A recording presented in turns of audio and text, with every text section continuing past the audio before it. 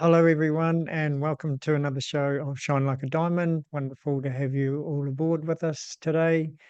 Today, I have a beautiful guest, Leanne Edwards, joining me. She's a dear sister that I have been sitting in circle with Guardians of the Gaia, and of course, her other website called Earthwalk Global, and coming to us from Bali.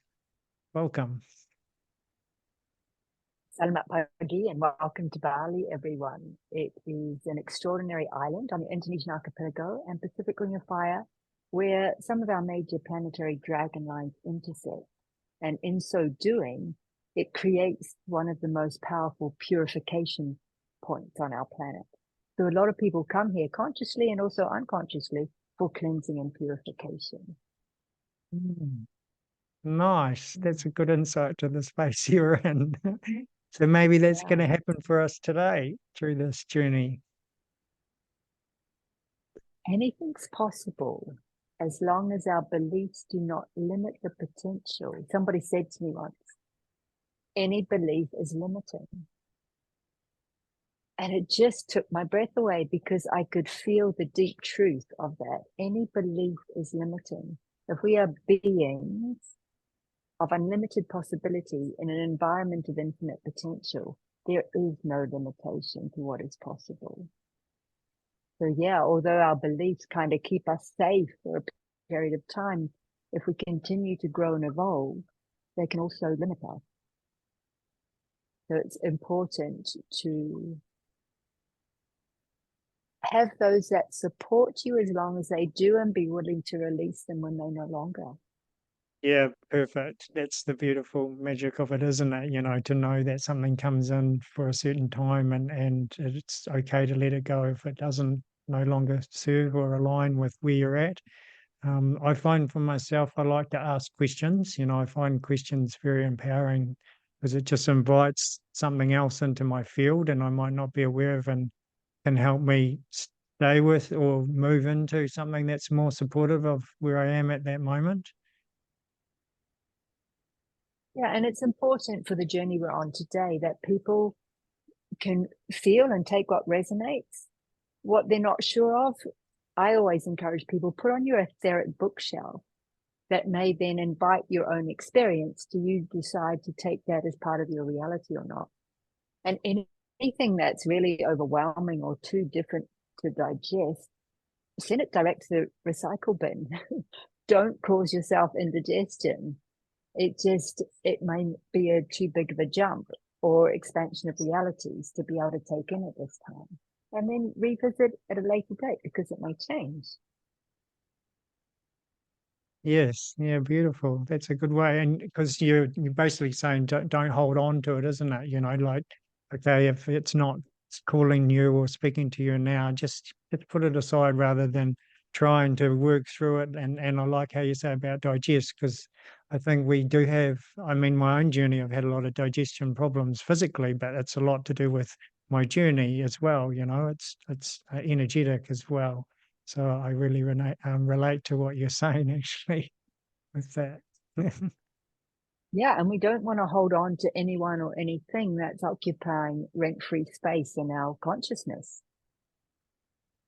because that takes us out of our present moment awareness and the beauty of being here now in this body on this earth.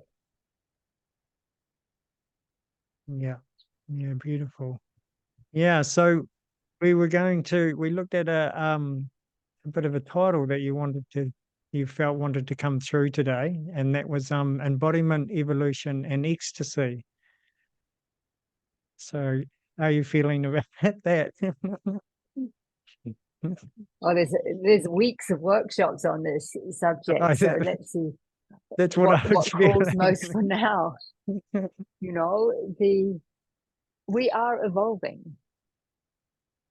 The only thing that is permanent in life is change.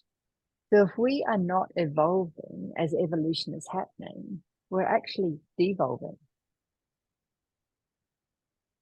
If we're hanging out in the comfort zone because of the comfort, eventually the comfort zone gets uncomfortable. And if we don't move when it starts to get uncomfortable, the clouds start coming in. and the couch turns into a bed and the bed into a hospital bed often. So how do we support ourselves and also take responsibility of our earth walk, our own embodiment and evolution of the reality we're creating and the life that we're living? This is like, welcome to Earth School, the University of Duality on the only planet of choice. It is our choice how we engage in this multidimensional game. And the more we understand it, the more we can engage more consciously, actually, the more fun we have and the more pleasure we have, because we've got these extraordinary animal bodies that are built for pleasure, designed for pleasure.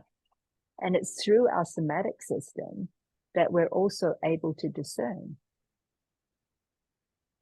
truth from bullshit. That's quite literally, and you know, there's a lot out there right now, physically, energetically, on the media, on the social media.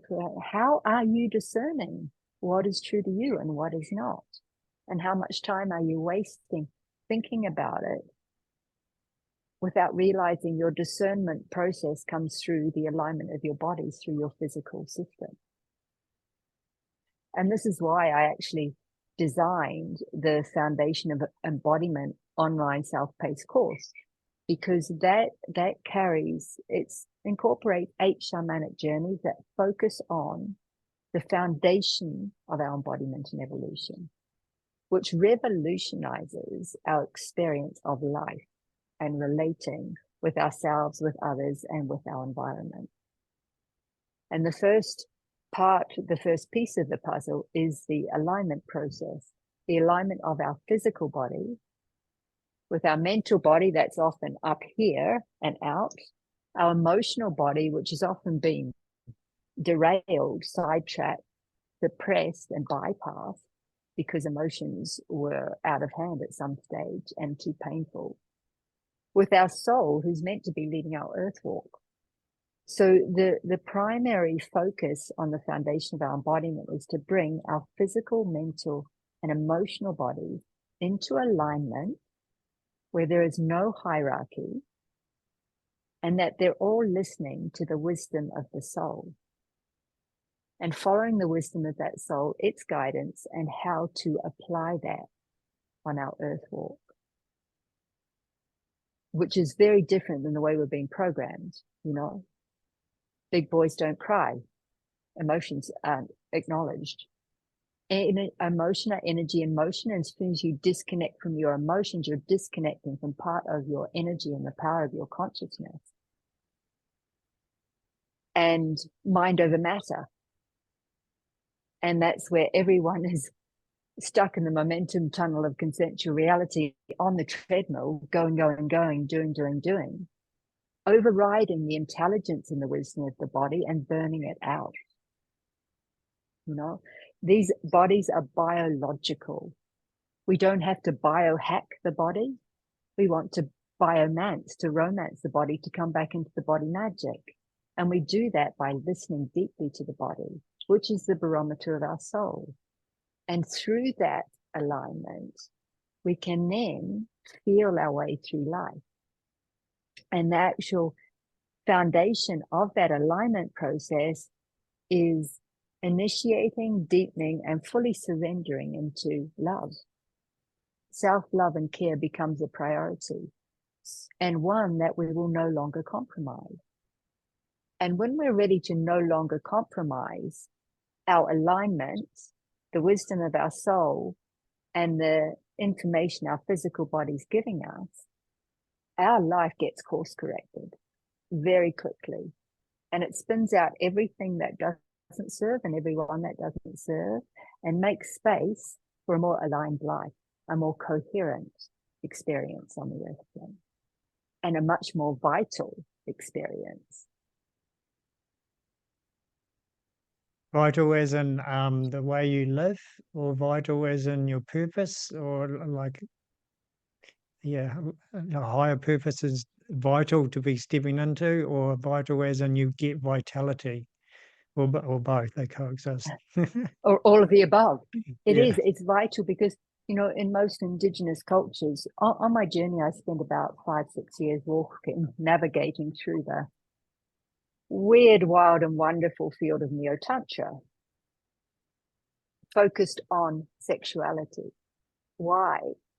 Because our root, our base, our womb space, if there is a compromise in this area, if there is shame, fear, guilt, or trauma in our sexuality, our consciousness can't descend into body and root through the planetary body and come back into the connected word of life.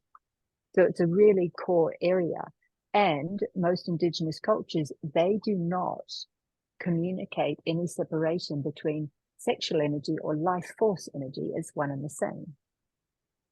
So if we suppress, repress, use, misuse, abuse sexual energy, we're actually repressing, misusing, abusing our life force energy. So when we bring them back into oneness and unify the heart and the sexual center, it allows for the free flow of life force energy and vitality through the body in a coherent way that amplifies the potential of creation in this primordial pot that we are here to play in. Yeah, beautiful. Yeah, with my own experience, I can remember when I was a young man and I thought I had a really strong pain threshold. You know, that's what we get told and what you see as a bloke. You know, as I evolved and become more conscious, I realized, oh, I actually don't know how to feel. That's what that's what I've created. I'm very good at just not feeling actually, and then going into that, going, yeah, it was very sexual related things, and very strong in the emotion. So that's very true what you're saying. I can really relate to that through my own experience. So do you feel like for each person, is there like a procedure, like a step by step, or is it individual where you could kind of jump into one area and then another one comes along, or you start at a certain point and then go through the different bodies, or how do you see that? It's really interesting because there's different paths that focus on the mental body. There's a lot of paths that focus on the mental body, and also a lot of the Eastern traditions that say we are not this body, we are not these emotions, and it actually creates connection psychologically, but it doesn't create the embodiment. It doesn't come with the embodiment. So there's a lot of people that have a lot of consciousness and connection, but it doesn't come in and down. You know, we're here in these bodies for a reason. We didn't come in this, particularly in this lifetime, at this great turning over of time on our planet. We didn't come here to sit on a mountaintop, you know, finger up, ass, brain, and neutral, and sit in our bliss bubble. We're here to embody life as a meditation. We're here to become one with creation and get creative and imaginative and collaborative with our communities. We're here to build a better way of living on our earth for us and for the next 7 generations. And we can't do that by imagining figures of light. So that's why I find it important to work with all of the bodies.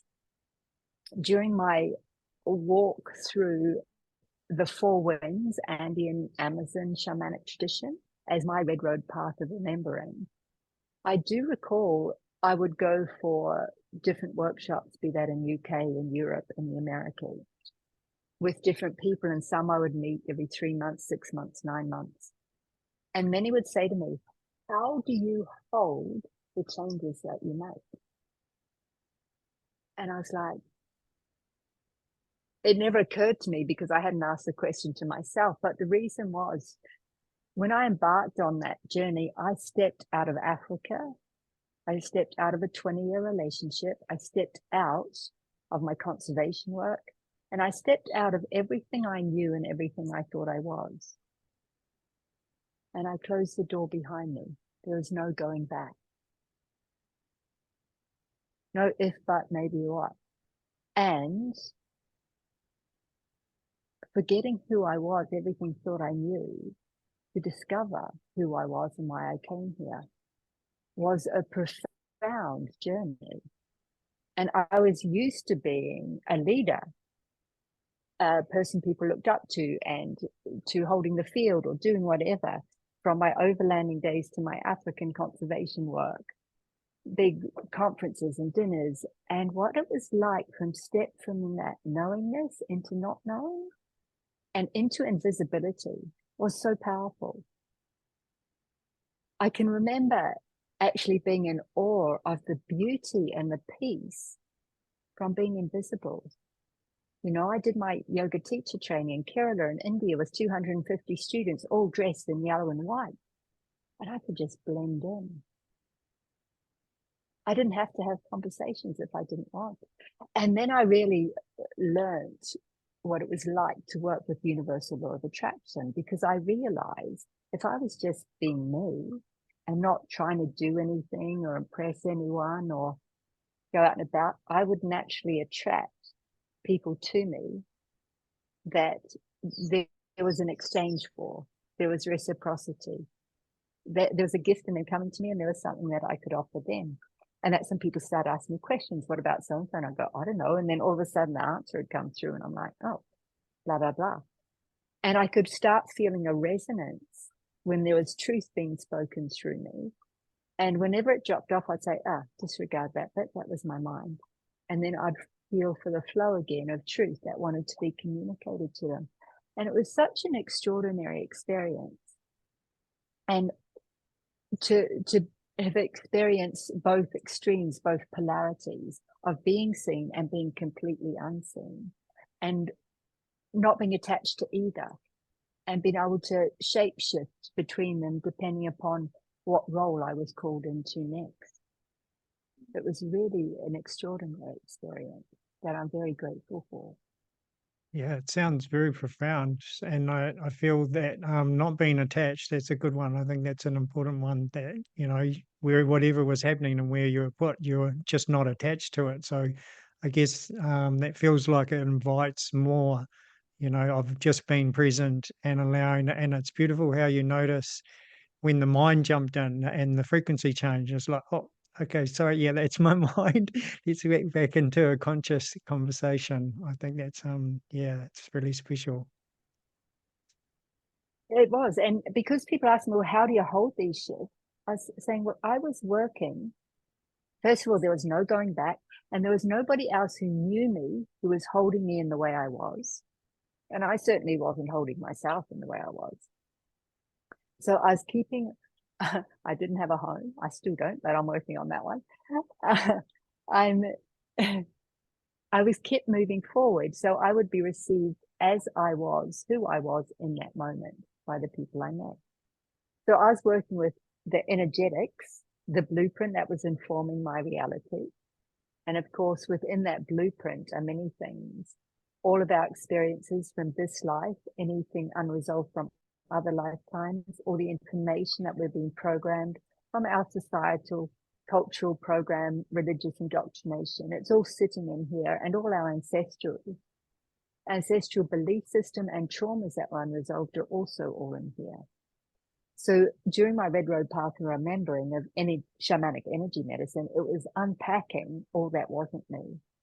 So while I was unpacking this, which, although it's energetic work, can be very exhausting because it has a direct effect through the physical cellular body.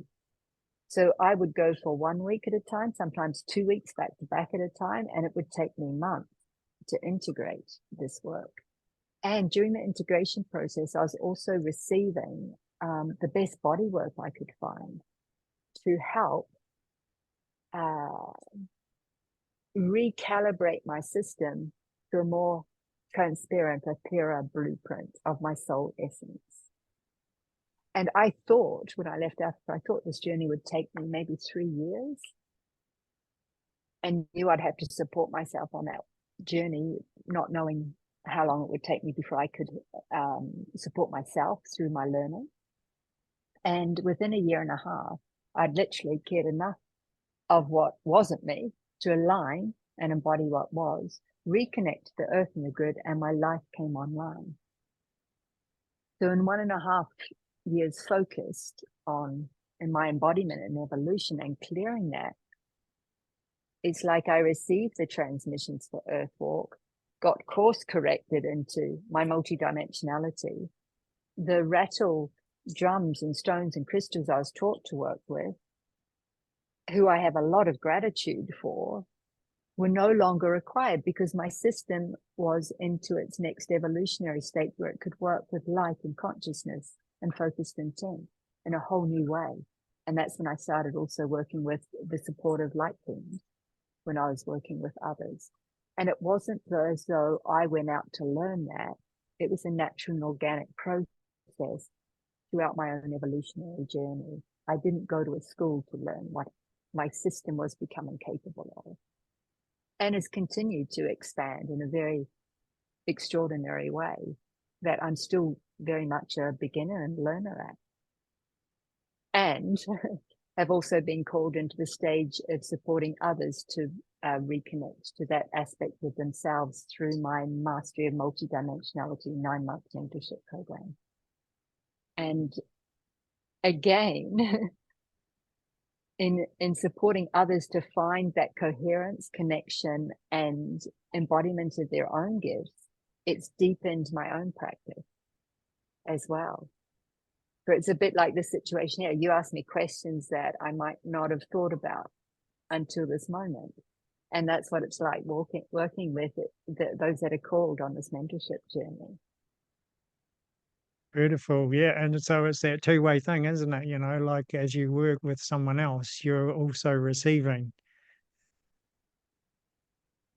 And Yeah, and which it's is, an important thing for all practitioners and facilitators to be very aware of the issues in the tissues of the people that you're attracting. Because if you start receiving a lot of people with the same issues, you might want to look inside and see if that still remains unresolved in self, so that you may hold the healed or whole template of that vibrational resonance.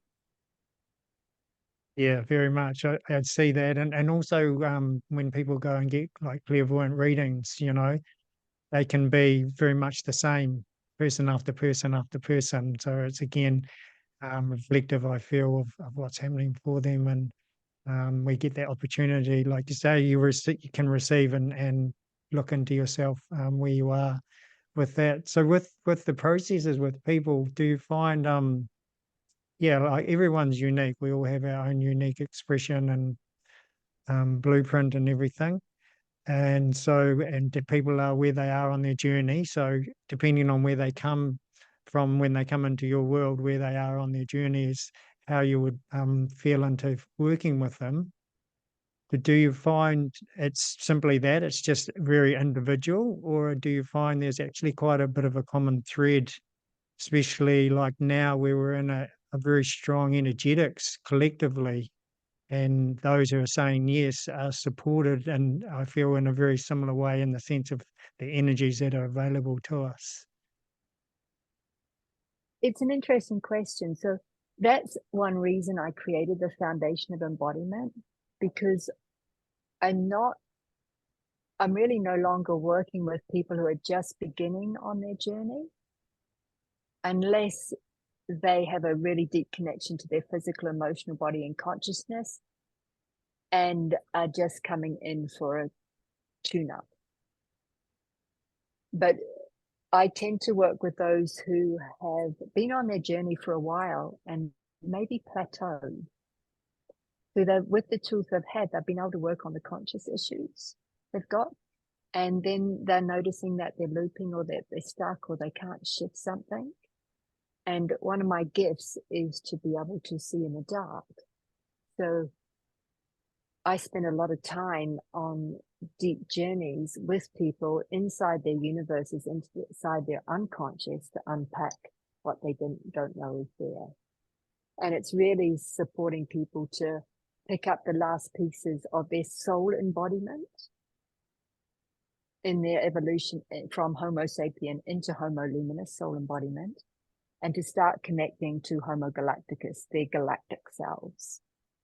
And that's where my main service is. So this is why I created the online self-paced shamanic journeys of Foundation of Embodiment, because they're very clear and yet they're full of transmissions. They're very powerful, and they will make sure that people have their foundation in place before they're ready for the next stages. And it's a lot more affordable to invest in that online journey than it is for me to take you one-on-one through that journey. And also by the end of it, you will know if I'm the person to support you beyond the Foundation of Embodiment or not. And that's really important, you know, that we really feel into who we work with. And you mentioned clairvoyance. And you know, there's many clairvoyants who are very gifted out there. And there's also many who have come into their gifts connection this way through trauma.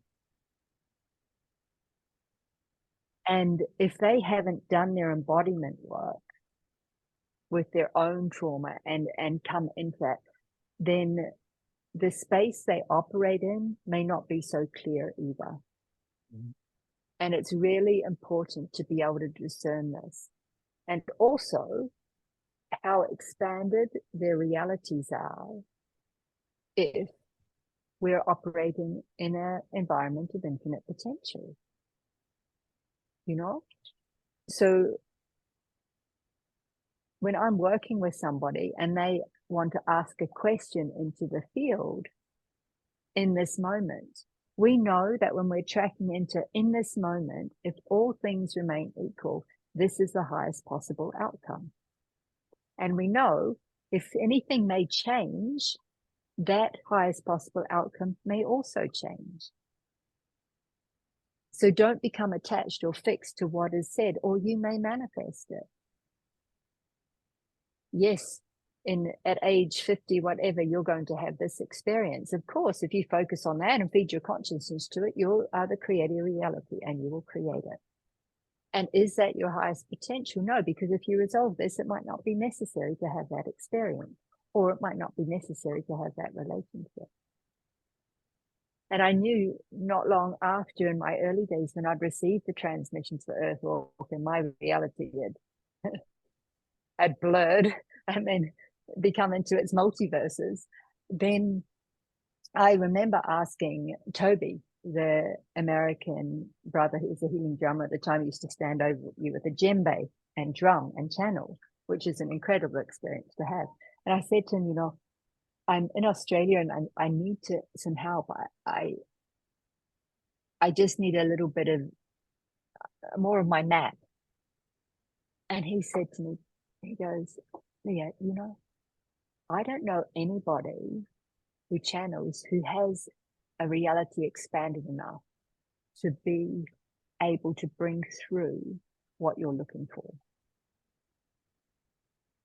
And that gave me so much gratitude because he was radically honest with me, and it made me become even deeper self-referencing, resourceful, and knowing that my soul knows where I have to be and what I need to do. So obviously I've just got to unpack a bit more so I get more clarity through this soul system. You know, my soul is my compass, it's my navigator, and it is for everyone.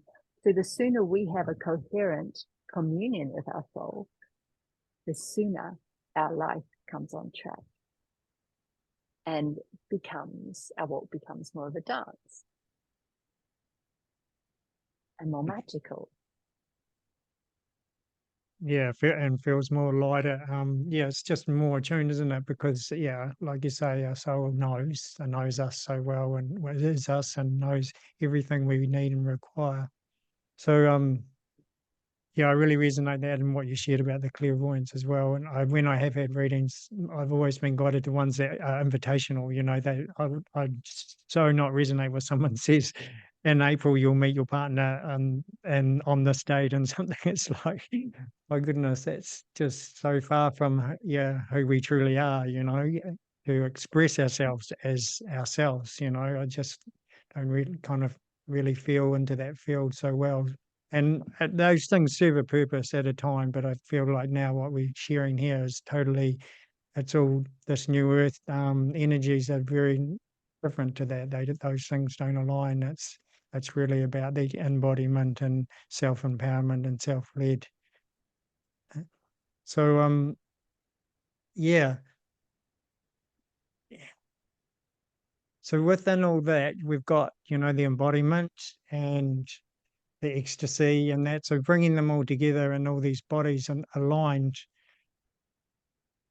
do you feel that you start kind of with the soul and then the physical, emotional, mental comes in and balances itself, or you're communicating with the soul of a person when they come to you? Or do you read what's held in their physical and then track that back? Or what seems to flow? Whatever needs to these days. And that's why, the foundation of embodiment is that alignment of the bodies. Is I do that with everyone I'm working with, because it helps me have a conscious map of what is going on in their reality and the way it's organized before I step in with their consent into their unconscious and try to restore coherence in a field of distortion. And don't leave anybody unattended, and particularly the mind, because the mind body is leading most people's earth walk in the momentum tunnel of consensual reality right now, and it's leading them astray. Power is outside of self, and you need to work 40 hours a week, 9 to 5, and live for your holidays. These bodies weren't designed for that. This life was not designed for it. And their soul has certainly got better things in store for them if they just pause long enough, did their inner work. There's no reason when we no longer have to run away from anything or run toward anything, and when we're able to just be, life can be very beautiful. In this present moment, wherever we are. And it takes dedication, it takes a commitment, and the journey we embark upon to come into union with our soul and lead a soul-led life is the most profound and important journey we could possibly make on this earth.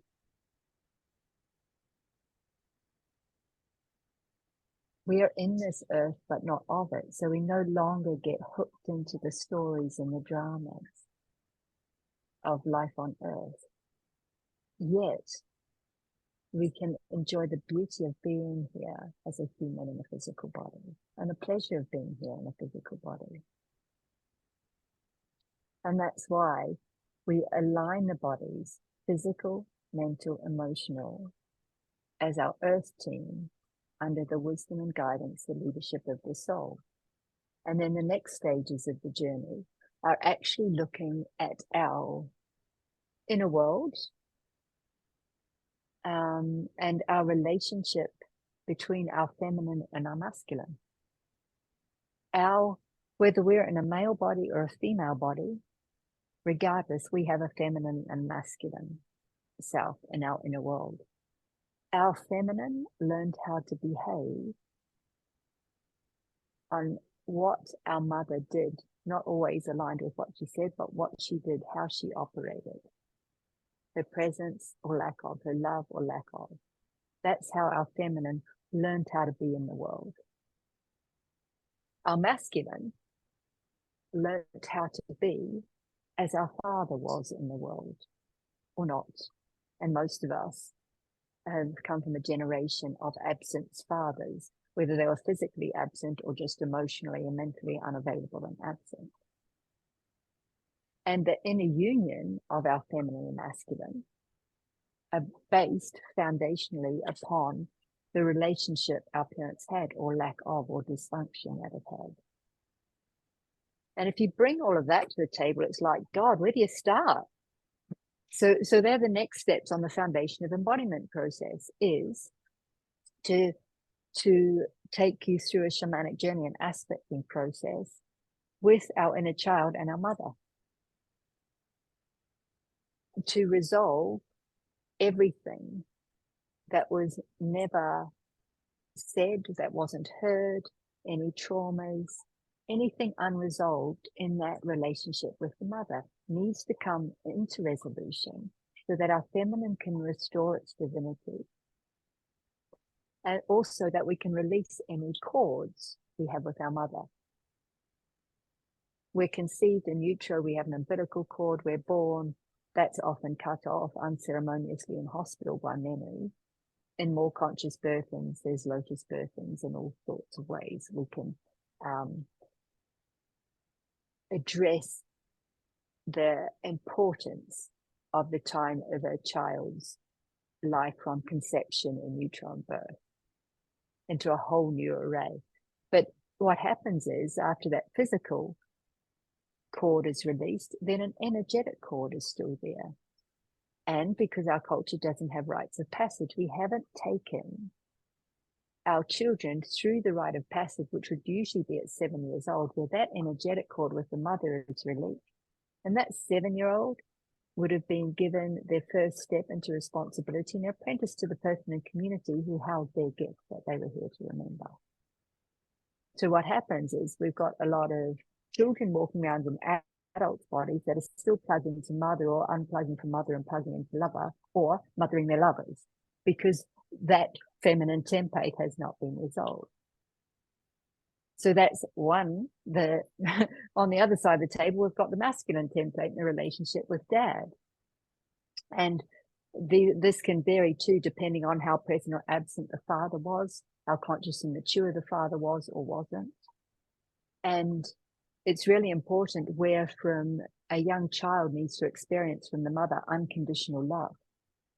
And what a young child needs to experience from the father is, I see you. Acceptance, approval, acknowledgement is from the father. And lacking the love from the mother and the acceptance, approval from the father, we spend our lives looking for that outside of ourselves in our external relationships, or repeating the exact same relationships our parents had and not knowing how to get out of the quagmire of the imprinting that we were given.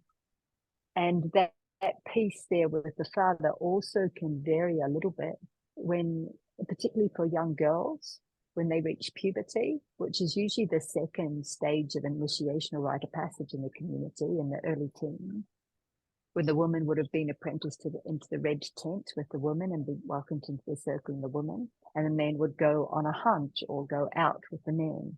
And there's some great programs with Mankind Now Project and different men's groups who are doing that with father and son. But for the relationship between the girl and her father, if, her father's the first God figure until she falls off his pedestal, stumbles off it, she kicks it off from under him. And that coming of age and awareness and sexuality, she will often project that on the father at first. And there's something very beautiful and innocent about that. And it can actually be made wrong really quickly. For starters, all of a sudden, when the father doesn't know what to do, when their daughter is projecting that on her God figure of man, he abandons her. He's all of a sudden not available. He doesn't know how to deal with it. And that's one of the worst things to do. But then otherwise, if he energetically engages that, or energetically and physically engages on that, be that a father or stepfather, then you have stepping into the area of sexual trauma and our main root and base of where we wish needs to land in. And it gets very twisted. And then that starts playing out in relationships. And that's where Earth becomes a serious school. Because if we don't restore our divinity and our masculine and feminine and bring them into union within, we're going to always feel a bit empty and looking outside of ourselves for that. And to bring that into the Holy Trinity with the restoration of the inner child is also vital. Because to really appreciate this planet, you know, it's a journey of innocence and wonder and sheer awe of the beauty of nature, which you clearly enjoy. And when we can live with that curiosity, wonder, and awe about nature and life on Earth without its naivety, there is so much beauty and bliss in just being and being at one in nature and with nature. And that at one-ment or atonement with nature is our becoming as we embody and evolve. We actually restore our interconnection with the web of life. We are not separate from, you know, the banana trees or the great big fruit trees behind me. We're not separate from this water. We're not separate from one another. And then we walk in the world with much more awareness.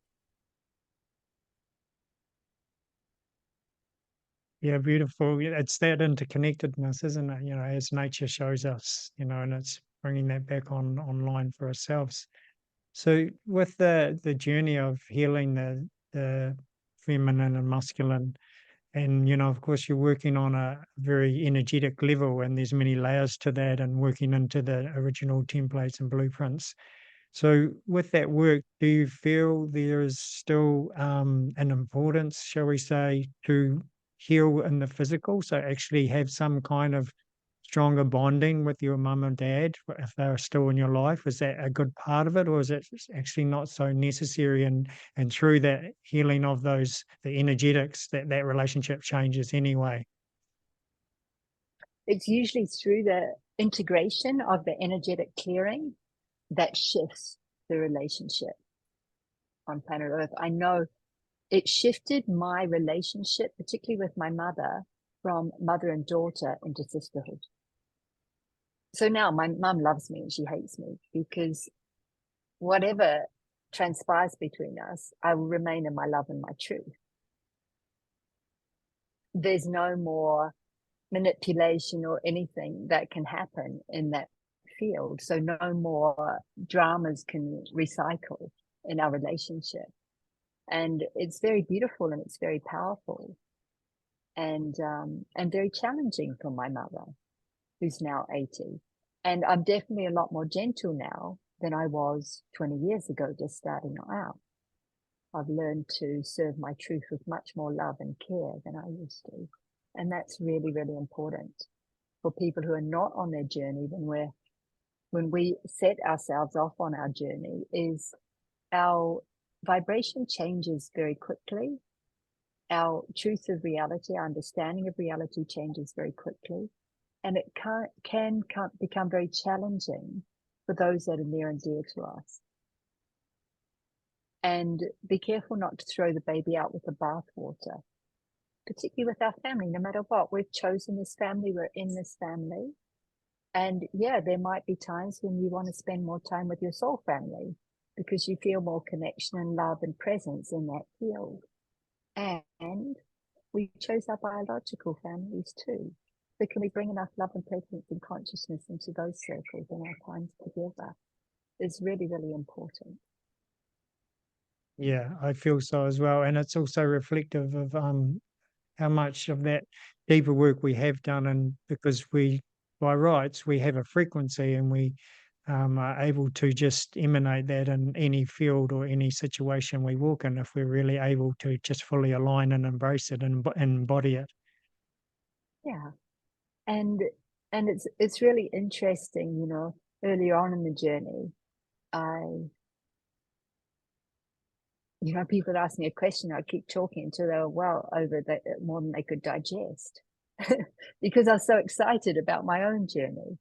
And I guess with age and maturity, you know, unless people ask me, then I have no reason to share my understanding of reality. I can just be present with them wherever they are and celebrate the beauty of that. And sometimes there's blessings in that. You know, I learned how to do the illumination process, which is a healing process in my Red Road path. And then at the end of that, I had a meeting at the Holiday Inn in Lusaka, where I lived in Zambia at the time. And I realized I just took somebody through an illumination process over a cup of tea without planning to, without thinking to fix them or anything. It's just the questions that were asked and the love and presence in the field took somebody through a healing journey over a cup of tea. And I was like, wow, there really is magic to this medicine. Can feel that. That's really beautiful. Yeah, it reminds me of a friend, ex-partner and I. We used to go. We actually lived with them for a while, but when we used to go and visit him, and we'd have a cup of tea. He's an English guy, and go to John's for a cup of tea. We never just had a cup of tea. And I feel that's because you're in that joyous state, and you're just open and sharing, and then these energetics that are already there are able to communicate, and you're able to receive, and you respond, and then you're in this field of constant communication, and then maybe you invite something more in through a question or a stopping or just being present or whatever, and I feel that's a real reflection of how life is really when we're on our true path. And also, on the embodiment and evolutionary journey, as our system becomes stronger, more aligned, more connected, more coherent, it amplifies the energy in it. And the system, I watch how my system operates with different individuals, and it works like a scaffolding that doesn't have attachment. But when we come into the energy field together, these are living libraries of light. They're like sacred sites. And this living library of light happens to have been to a lot of sacred sites on the planet. So it has an extra abundance of information in it. So when I interface with others, some are aware, some are not, I can feel the interchange and exchange of information. And it almost like it happened. I was asked to do the opening prayer at the first Tantra festival up in Ungsbacka in northern Sweden years ago. And I just, first of all, I got asked, I was like, okay, trust, stand up there. And I honored the directions and said the prayer and the call from a connected and coherent and aligned space. And afterwards, I had at least a few people come up to me in tears saying, thank you. And I was just present for their acknowledgement and their thanks. And when they moved off, I was like, well, what just happened? And when I asked for understanding of what just happened, that's what I got told. By projecting that prayer out into that circle onto the grounds for that 1 week journey of the Tantra Festival, it had created a field of coherence, connection, and alignment. And these individuals in that field, as I'd said that prayer, they had started to receive information from their own soul through that. And it was just like, wow, that's amazing. Yeah, that's very amazing. Beautiful that you were able to create that space for that be able to happen for them, and that your soul be able to step in that way. Yeah. Yeah, and I didn't plan on doing anything like that. I just Probably why it happened. All I had to do was get myself together and show up for what was requested of me. And yeah. And for practitioners and facilitators out there, some of the keys that I did learn on my Red Road path was we are there to show up, to create a coherent, sacred space for people to do their healing in. Stay out of the way so that healing can happen, and have no attachment to outcome. Yeah. If we go into any meeting with an agenda of being able to it's me that fixes or heals person or resolves something. Agendas are great hooks and invitations for interference from external entities. So there's no agenda. Show up, fully present, in that coherent, sacred, and safe space so that healing can happen. Stay out of the way and have no attachment to outcome. It's really very good. Yeah, that's pure.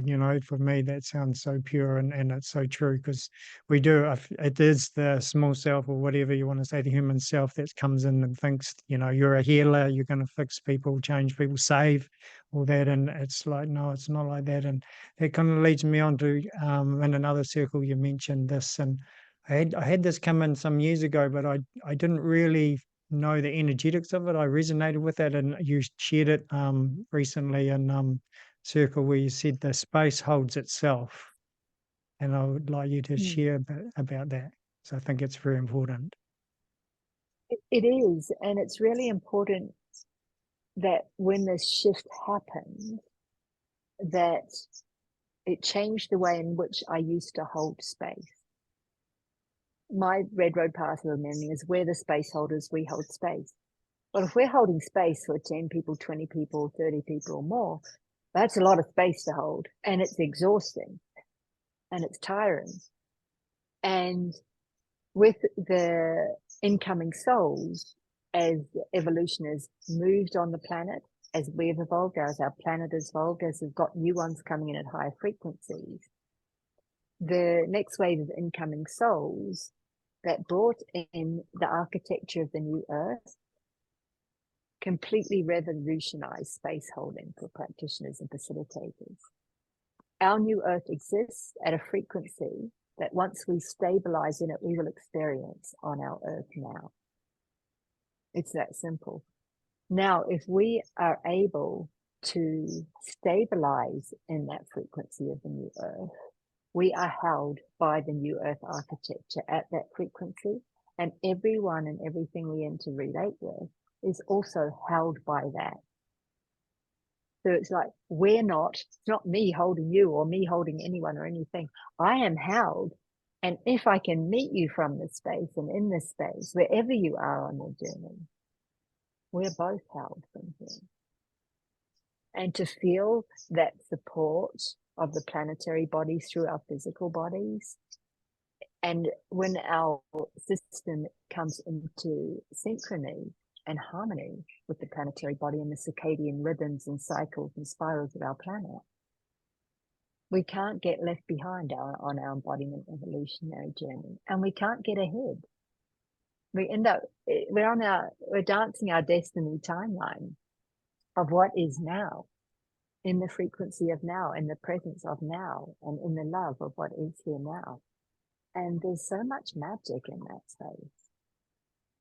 And as I say that, I get that, yeah, there's so much suffering on the planet.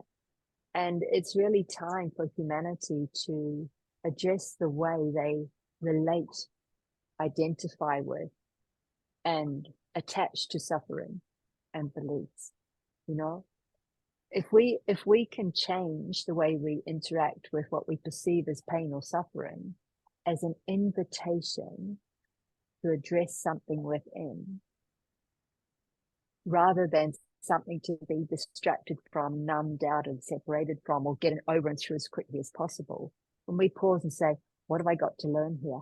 What do I need to change in the way that I'm walking in the world or that I'm interacting to create a different outcome? We start to take responsibility for our creation, and we can take that as an invitation to bring resolution to what's in distortion inside. And that's when our freedom starts to come into play. And we can not only reclaim our freedom, we can reclaim our sovereignty.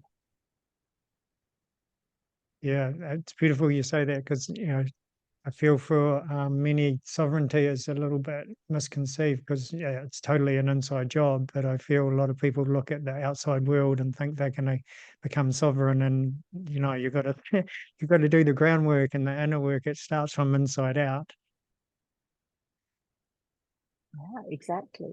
And it's really important to not compare our journey to anyone else's journey. Our soul's unique. Our soul song sound signature is unique. Who we've been before and who we are now, or who we may be in the future, is unique. So if we want to compare ourselves to anyone or anything, compare ourselves to who we were. with a deep appreciation, humility, and gratitude and patience. You know, we didn't know then what we know now. And have we changed the way we're walking in the world so we can be a better human? Yeah, very important. Yeah, I often reflect on my life, and actually certain things I was very, yeah, had a lot of natural gifts when I was younger, you know. Some they often get suppressed and some did get suppressed at certain times, but there was times where they were just there and I didn't know they were there. And then I get into situations now and then I reflect back onto those times and how was I in those moments, you know, and when I can relate it to this present moment, and then I can see, oh, I actually have this natural way of being in this certain circumstance or with this thing. You know, it was like breathing. You know, it's been quite a journey with breathing. And I think back when I was younger and I was actually did a lot of chest breathing. And when we go down a journey, it's a lot about going into the abdomen and deep breathing down there. But I also feel that the chest, it needs deep breathing in the chest. You know, this is where all the functions are and it helps you open your heart. And so I go, oh, when I was young, I was just naturally breathing like that. And I had like enough energy for three people, you know. Yeah. And, you know, on our embodiment and evolution, it's really important to know how the physical body functions. You know, this is the vehicle, the one vehicle we have for this earth walk. How do we best take care of our vehicle? You know, if you have a car, you're going to service it or hopefully service it every year or every 10,000, 15,000 kilometers. And you might replace it along the way. But, you know, we don't replace this one. When we leave this, we're done with it. So how do we actually take good care of this physical vehicle on the way? So our journey of embodiment and evolution is also one of addressing our diet, our exercise, our nutrition, our light, our dark, and our consumption of EMFs, data, digital information, and social interactions. You know, we've got to revise the whole lot. I knew when I left Africa, I had to clean up my physical and energetic body. That's what I focused on. I didn't know why, but that's what I had to do. And what I thought would take 3 years took a year and a half. And voila, it was online. The way I used to treat my body was a complete contradiction. You know, I'd get up and do my yoga, have a coffee and a cigarette, and guaranteed to drink at least a bottle of wine around the fire that night. That's how I lived my life for too many years. Until my awakening started around 33 years old, which is often in the natural cycle of life when many people start to awaken. Mm. And it's really exciting to work with that generation now. I'm working with a lot of young entrepreneurs who are around that age. And they know love, they know truth, and they know they're here to change the world. And they're completely committed and dedicated and invested in showing up for that role. And it's exciting, inspiring, and they teach me so much. Yeah, I'm sure that's it, isn't it? You know, the younger ones and even younger and younger and younger, and the children, they're all just going to be our teachers. They're all teaching those who came before them along the way. Yeah, it's really exciting because when I've even worked with younger ones in their 20s, you know, some have come to me for a 2 or 3 hour journey and they haven't needed me again. They just needed that reflection, some fine tuning, and off they went. And I'm just like celebrating them all the way into their dance floors of life. And then it's really exciting because since in the last 2 years, our next wave of galactics has started arriving. So they're not just arriving as Homo luminous and soul embodiment, they're arriving with their galactic connection still in place, with parents who have done their work into the communities, into the families who have done their work and into these conscious communities, and they're arriving not to forget. And they need the coherence in the family unit. They need the coherence in the community for them to be able to sustain their connection all the way through. And that's really exciting because in 2015, 16, I started to work with women on all continents. And a lot of those women are now mothers. And we're watching and witnessing this next generation come through. Often I've had communication with them even in utero before birth. I've worked with them once they've arrived, and it's just been extraordinary. Oh, that's a really blissful journey to have, isn't it? To watch that evolution and and it is so vital for these young ones too that are coming through, and they're so awake, like you say, and the environment is absolutely important for them to stay there in that frequency and bring through their gifts. So, do you see that as just the family dynamics, or a schooling foundations, or a crossover of each? So they get homeschooling, or they go into an awareness school that's living more consciously and close to nature, and it Well, could, that's quite interesting. It's because it's come up through recent Guardians of Gaia calls, and from a site when Casey and I were doing a journey across north into West Bali. We were taken to a site in North Bali, and in our New Earth architecture, we have roles as custodian of different sites for different reasons. And a lot of the work I do with business consultancy, intuitive business consultancy for New Earth businesses, is to make sure that the main team are in a unified field of love and coherence and soul mission, and what wishes to land on which part of the planet, and to bring them all into harmonic so that what wants to land there can manifest there.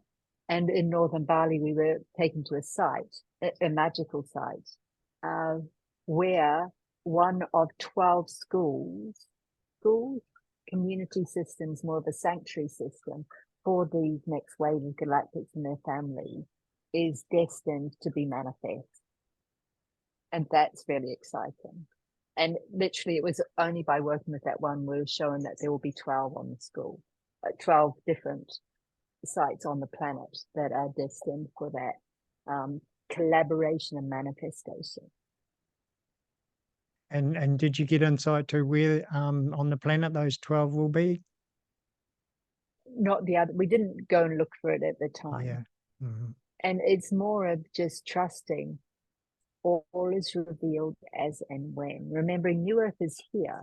If we want to live it, we have to do the inside work to meet the frequency and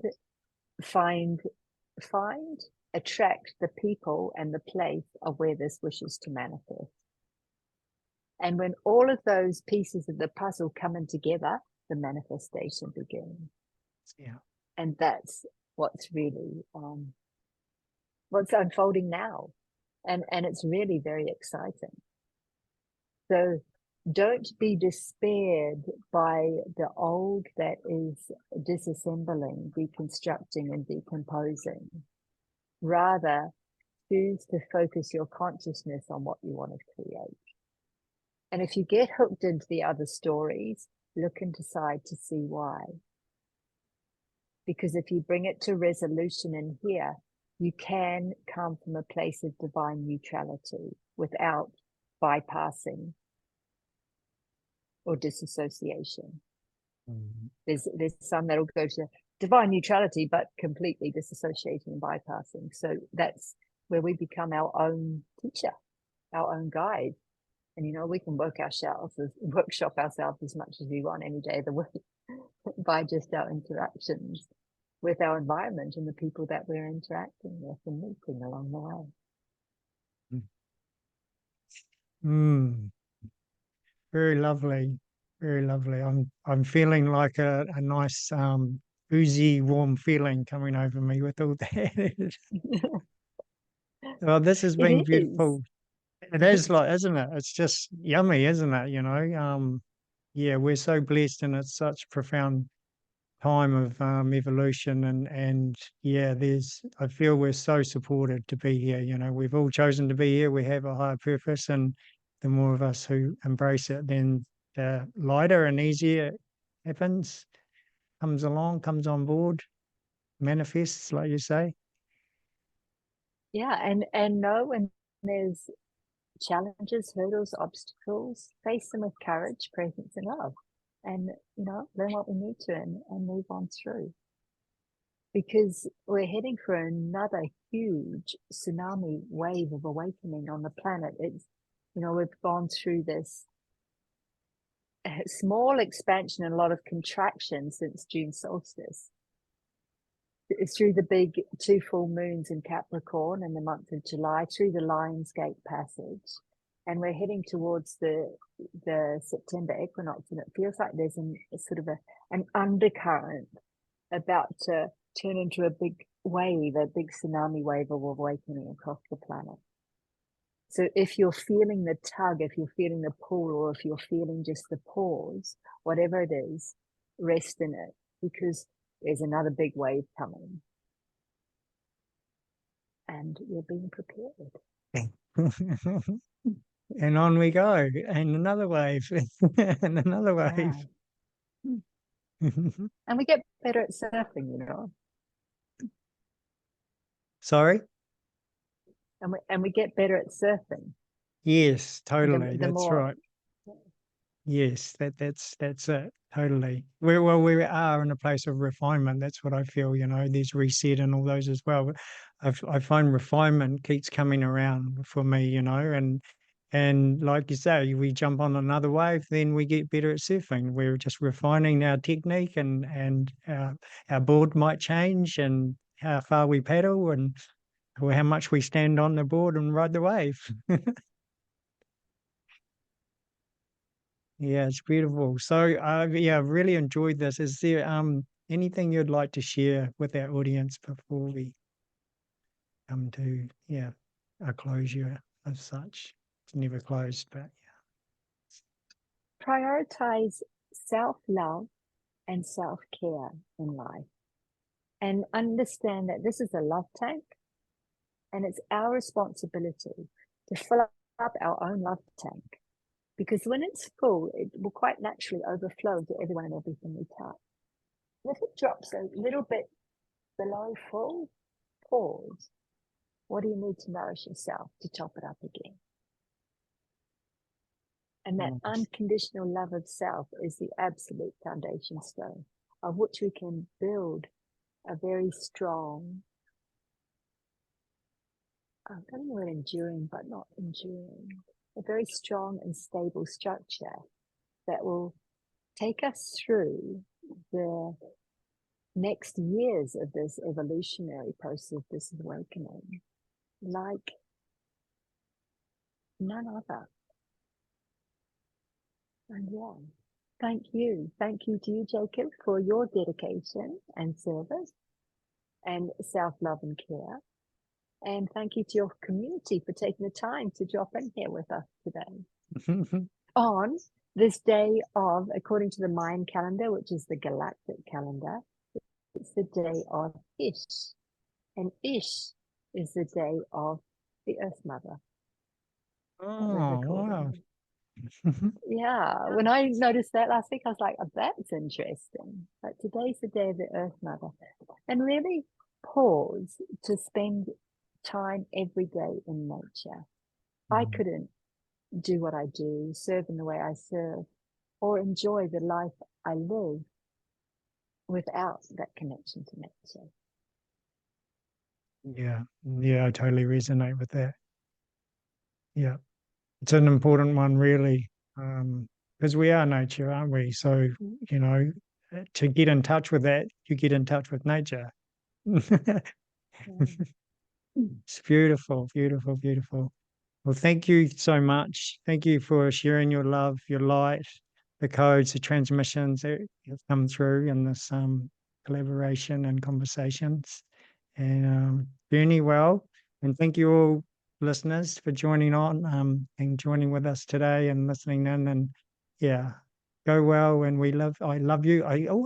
It's funny, I often feel like saying we love you at the end of my podcasts.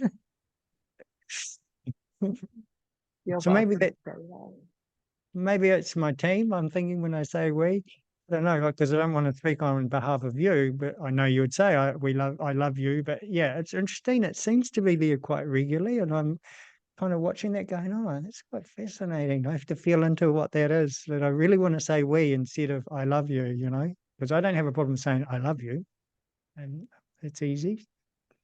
Anyway, go well and journey and enjoy nature.